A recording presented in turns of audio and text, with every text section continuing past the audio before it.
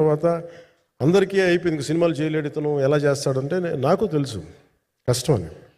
నేను ఎలా చేశాను ఈ సినిమా అంటే, పొద్దున్న 2 గంటలు చేసామని, బ్రేక్ఫాస్ట్ టైము లేదంటే నా ఎక్సర్సైజ్ టైంని కొంచెం మిడ్ నైట్గో లేదంటే ఎర్లీ మార్నింగ్ 4 గంటలు పెట్టుకొని ఆ 2 గంటలు ఏమి దొరుకుద్దో ఆ 2 గంటలు ఇస్తే జ్యోతి, మనోజ్ గారు, మన రత్నం గారు వీళ్ళు కూర్చొని ప్లాన్ చేసి, అది కూడా నా ఆఫీస్కి, నా పార్టీ ఆఫీస్కి కూతవేటు దూరంలో ఉన్న ఒక మా స్నేహితులు ఒక వాళ్ళ గోడౌన్ ఉంటే అక్కడ కూర్చొని షూట్ చేసాం.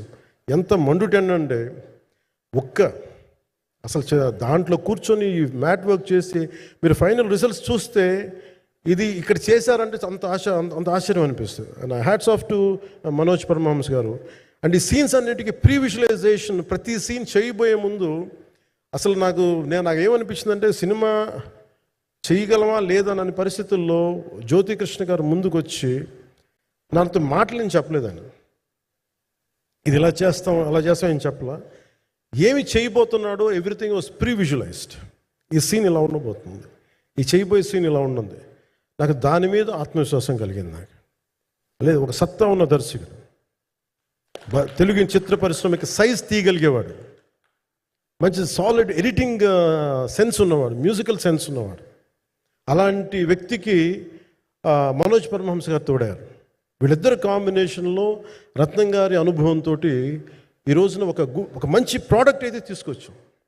ఇది ఎలా ఉంటుంది, ఎలా ఉండబోతుంది, ఎంత హిట్ అవుతుంది అనేది ఇది సంపూర్ణంగా ప్రజల చేతిలోనే ఉంటుంది. అది ఏ స్థాయిలో ఇది ఉంటుంది అనేది అది ప్రజలు చెప్పాల్సింది తప్ప అది నేను చెప్పుకునేది కాదు.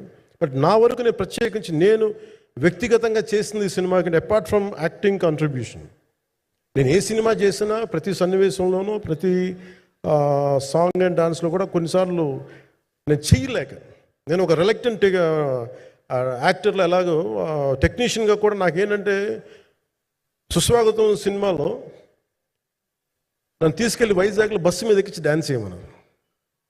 చచ్చిపోయాను డ్యాన్స్ చేయలేక.